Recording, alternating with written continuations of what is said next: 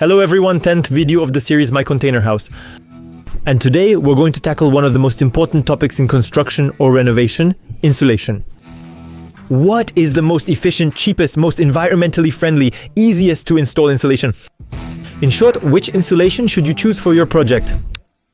In this video we'll compare 8 types of insulation to help you find the best option. Hi, I'm Julian Malara and this is My Container House. I'm 26 years old, have no do-it-yourself skills, but I've taken on the crazy challenge of building an eco-friendly and affordable house. I'm also trying to develop my resilience and live in harmony with nature. I'm filming all of this for my channel, so subscribe to follow the adventure. To start, insulators can be classified into 3 main families: bio-based or recycled, mineral, and synthetic. That is to say, made from petroleum. There are many different insulators, but I have decided to choose 8, which are the most common. In bio-based insulators, we find straw, wood wool, the hemp-cotton-linen association, and cellulose wadding. In mineral insulators, we have glass wool and rock wool, and in synthetic insulators, we will have polystyrene and polyurethane. Let's start by determining the most efficient insulator. When I say the most efficient, I mean the one that best insulates from cold or heat. For that, we will have 3 criteria: the lambda, the thermal resistance, and the phase shift. Please note that the figures I am going to give you can vary depending on the brands of insulation you are going to buy. First criterion, thermal conductivity, also called lambda. The smaller the number, the more efficient the insulation. Second criterion, the thermal resistance, or more precisely, what thickness of insulation is necessary for a thermal resistance of R equals 1. The thermal resistance R, it corresponds to the thickness of the insulation divided by its lambda. So the smaller an insulator's lambda, the thinner it will be. Third criterion, the phase shift, the time required for heat to pass through the insulator. We will see what thickness of insulation is necessary for a 12-hour phase shift. That is to say, excellent summer comfort. From January 1st, 2022, all new house constructions must comply with the environmental regulation of 2020, the RE 2020. This regulation, it requires us to put a certain amount of insulation to achieve a minimum thermal resistance. All of this, it's your thermal studies office that will take care of it, so see with your thermal studies office, it will also advise you on insulation and many other points. But for your information, in the 2020 RE, it is indicated that for your roof, you must have an R of 10, and for your walls and for your floor, you must have an R of 5. Hence the importance of also knowing the lambda of the insulators, since the thermal resistance is equal to the thickness of the insulator divided by its lambda. We're going to get to the heart of the matter. You'll understand this much more easily right away. Let's start with bio-based insulators. Straw has a lambda of 0,05. This means that to achieve a thermal resistance of R equals, it will take 500 centimeters of straw. Wood wool, hemp, cotton, flax, and cellulose wadding have a lambda of 0,038, so they only need 3.8 centimeters to reach R equals 1. On the side of mineral insulators, glass wool and rock wool also have a lambda of 0,038, so we stay at 3.8 centimeters for R equals 1. For synthetic insulators, polystyrene has a lambda of 0.033 and polyurethane has 0.022. That is, they only need 3.3 and 2.2 centimeters to reach R equals. If we stick to just these 2 criteria, polyurethane is undoubtedly the most efficient insulator since we need half as much polyurethane as other insulators for the same thermal resistance. But thermal resistance is not a sufficient criterion to judge which is the most efficient insulator. We also need to add the phase shift criterion. In short, thermal resistance is the amount of energy that will pass through your insulator, while phase shift is the time it will take for this amount of energy to pass through your insulator. We consider a 12-hour phase shift an excellent result, because that means the small amount of energy that will still manage to pass through our insulator, it will take 12 hours to pass through it. Imagine it's a summer morning around 8 AM and the heat is beginning to envelop your house. Well, the heat, it will only manage to pass through the insulator 12 hours later, that is to say, at 20 hours, when it is already cooler. Let's go back to our chart and compare our 8 insulators. To have a phase shift of 12 hours, we will need 30 centimeters of straw and wood wool. Hemp, cotton, flax, and wadding are a bit less efficient, as it will take 45 centimeters and 35 centimeters to reach the 12 hours. Mineral insulators are even less efficient, with 60 centimeters for glass wool and 40 centimeters for rock wool. The same applies to synthetic insulators. You will need 60 centimeters of polystyrene and 40 centimeters of polyurethane to achieve a 12-hour phase shift. Let's summarize all this with a small example. If we have polystyrene insulation with an R equal to 5 and insulation with wood wool with an R equal to 5, always. Both insulations protect us from the same amount of energy because they have the same thermal resistance. But the amount of energy that will manage to pass through the insulation will take 12 hours to pass through the wood wool when it will take 6 hours to pass through the polystyrene. So we will have a much better comfort, especially in summer, and a much better insulation ultimately with wood wool than with polystyrene.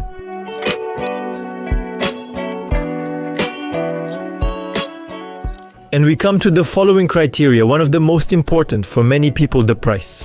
But know already that saving money on the issue of insulation, it means choosing a good insulator. Because in the long term, it will reduce your energy bills, and therefore it will be more profitable in the long term to pay for good insulation from the start. To get a price estimate, I compared insulators in several different hardware stores. I added the transportation costs.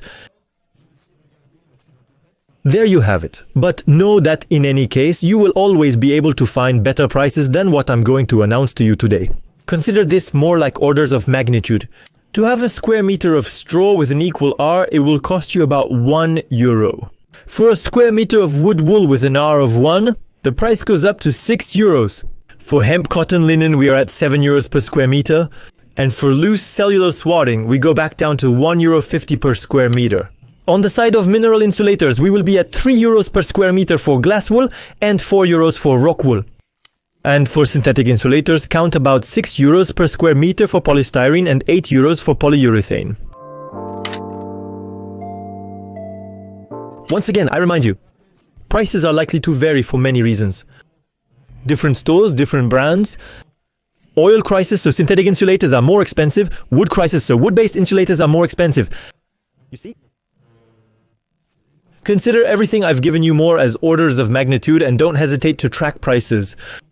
Constantly, it often changes despite the fact that these are estimates. We can directly see that straw is the most economical insulator, since for insulating our walls, for example. So we need an R of 5 according to the RE 2020. To have an R of 5, it will cost €5 per square meter in straw against €40 per square meter in polyurethane.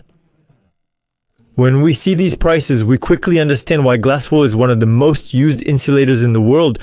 And we also understand why. Do you often receive phone calls where you are offered to insulate your lost attics for only €1? Well, yeah, because in fact they insulate it with cellulose what? These prices are an interesting criterion, helping us better understand which insulator to choose. However, we must be cautious as they often conceal an ecological cost that we need to consider. Let's explore that now.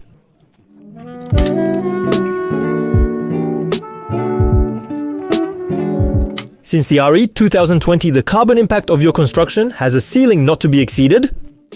It's thanks to the FDES, the Environmental and Health Declaration sheet, that we can find this. Since every material you are going to use on your site has a carbon impact that is quantified, and if I understood correctly, tell me in the comments if ever I need to be corrected, but in the RE 2020, the total carbon impact of your house construction must not exceed 640 kg of carbon dioxide equivalent per square meter of living space.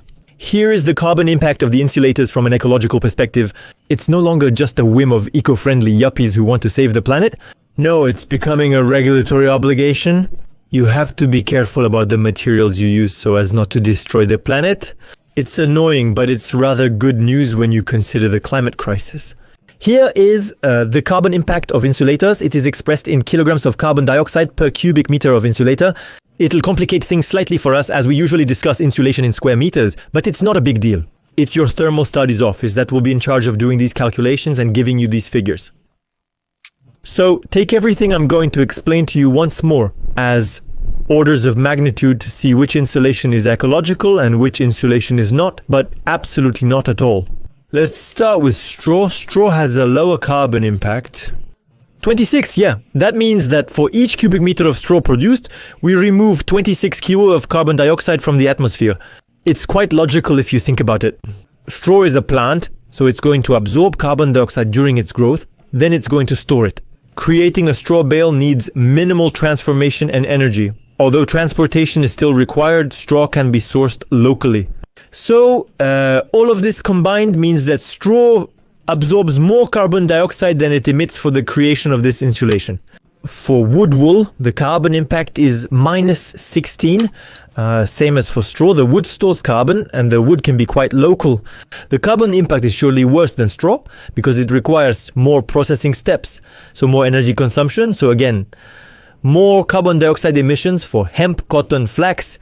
I couldn't find the exact figure, but I imagine it must be between minus 20 and minus 5. If you manage to get more info on this, don't hesitate to let me know in the comments. And for cellulose wadding, we have a carbon impact of 4. So for 1 square meter of cellulose wadding, we emit 4 kilograms of carbon dioxide into the atmosphere. Yet cellulose wadding is a product made from recycled newspaper. But by adding the energy of transformation and transportation, well, we get a positive carbon impact, which is negative for the environment, if you've been following along. So there's the wadding, a little less good than the other bio-based insulators, but you'll see that it's incomparable with the rest of the insulators. Glass wool and rock wool have a carbon impact of 20 and 24 kilograms of carbon dioxide per cubic meter. So 5 to 6 times more than cellulose watt and infinitely more than the other bio-based insulators, which have a negative impact. Finally, we have synthetic insulators, which are derived from petroleum products. So don't expect very eco-friendly things from this side. For polystyrene, we have an impact of 72, and for polyurethane, we have an impact of 156 kg of carbon dioxide per cubic meter, which is 40 times more than the watt of cellulose. There you go, that's clear and sharp. Bio-based insulators are infinitely more ecological than petroleum-based insulators or even mineral insulators. Well, you didn't need this video to suspect that insulating with wood is better than insulating with petroleum-based stuff. But there you have it. If we look at this chart, we might think that straw is the perfect insulator.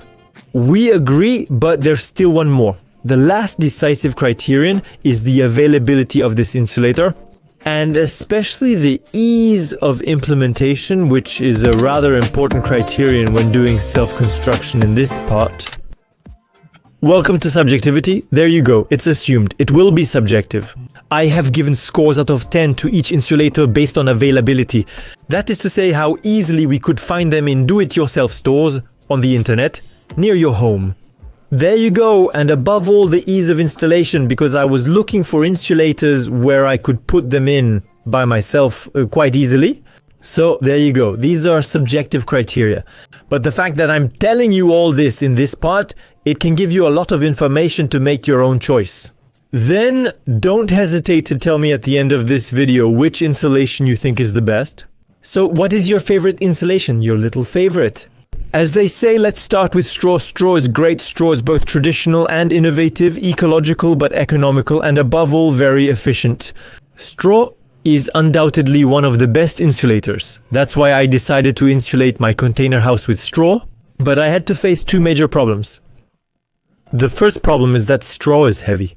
To accommodate straw bales on all my containers, I would have had to call on a structural study office to strengthen the structure, and since straw bales are heavy, it's a project that absolutely needs to be done with several people. And then in terms of availability, okay, you can find straw everywhere, but to insulate a house, try finding straw bales of the right size. Well conditioned, without humidity, etc. It's much more complicated than you think. So I would give straw a score of 6 out of 10 for availability and ease of implementation. I finally had to abandon my idea of straw insulation and instead turn to wood wool, because already, in terms of availability, it's not the same thing. We have it in all the do-it-yourself stores, on all the internet sites, everywhere. So it already allows us to buy and get it delivered easily, and above all, to compare prices and get the best possible deal. So what about the implementation? The wood wool panels can either be in a flexible form, so for the walls and the roof, for example, or in a rigid form of wood fibers for the floor. So, for availability and ease of implementation, I have to give this insulation a 10 out of 10. For hemp, cotton, flax, we are looking at a similar implementation to wood wool, but there are no rigid panels, so it gives a bit fewer installation options. And notably, only one brand sells it, Biofib Trio. So that means it's not in many stores, we can't really compare prices, there's not much availability. For these reasons, I rate it 7/10. And to finish with bio-based insulators, it's the turn of cellulose watt. In terms of availability, it's in all stores. We can compare prices. It's great. In terms of installation, you have either flexible watt panels, where you can buy the warding in bulk and blow it, or infuse it with the help of a machine. For the bulk wadding, however, you will need to be two. One person who fills the blower and one person who holds the hose and projects the insulation.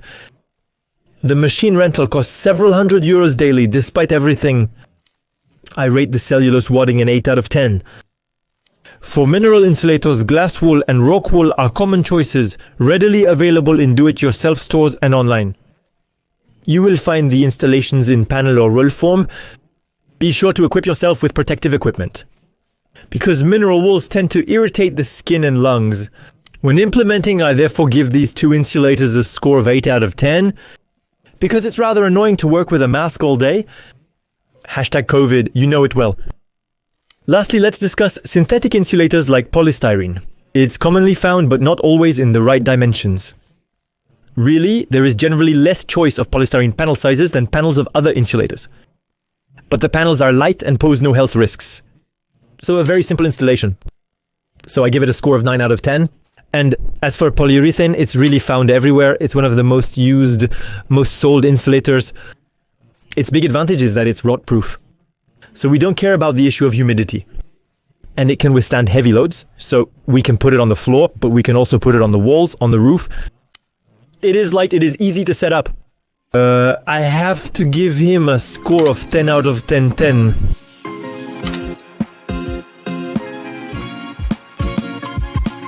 In conclusion, I obviously couldn't talk about all the insulators that exist.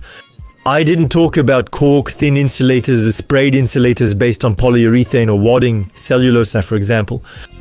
But I think we've already seen quite a lot, and that you will have enough information to choose the right insulator for your project. Don't hesitate to ask questions, to discuss it with a thermal studies office.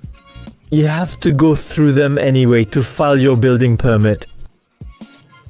And for those who are wondering, in my container house project, what did I finally decide to do? Well, on my roof, cellulose wadding, because it wasn't expensive, and to have an R of 10, you have to put a lot of insulation.